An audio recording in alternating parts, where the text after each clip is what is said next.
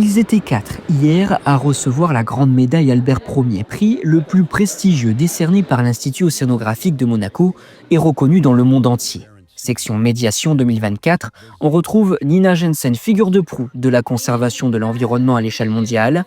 Côté science, un voisin de la principauté de Villefranche-sur-Mer. Hervé Clostre, directeur de recherche au CNRS, est récompensé. Ça symbolise beaucoup pour moi.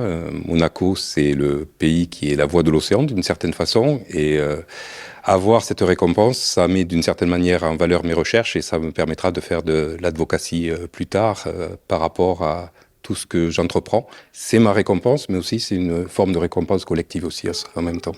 Pour 2025, c'est Lynn Shannon, professeure et directrice de recherche à l'Université du Cap en Afrique du Sud, qui est mise à l'honneur en sciences. L'éminent homme d'affaires Frédéric Paulsen, qui fait partie des rares personnes à avoir atteint les 8 pôles du globe, est de son côté récompensé dans la section médiation. Autre moment fort de la cérémonie, la remise du prix de thèse, décerné en partenariat avec l'Académie des sciences. Il récompense de jeunes chercheurs diplômés d'une école doctorale française pour leurs travaux de thèse en rapport avec l'océan. Un prix qui accorde également une aide financière de 5 000 € pour la poursuite de leurs recherches.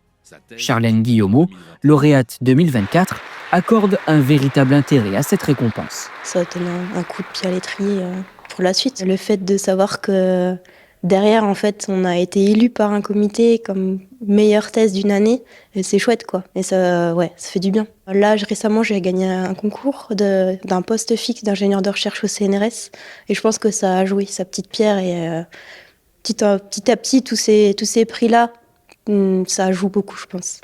Pour 2025, José Luis García Corona remporte le prix. Nicolas Séon, une mention spéciale qui peut être attribuée aux candidats arrivés en deuxième position. Un prix de thèse, loin d'être anodin, les docteurs Eva Mer et Casimir Delavergne, distingués respectivement en 2020 et 2018, ont poursuivi depuis des travaux remarquables et sont désormais récompensés par des prix prestigieux dans leur domaine. Une cérémonie également marquée par un hommage au professeur Philippe Taquet, dont la disparition le 16 novembre dernier a marqué l'ensemble de l'Institut océanographique de Monaco, la principauté et le monde scientifique.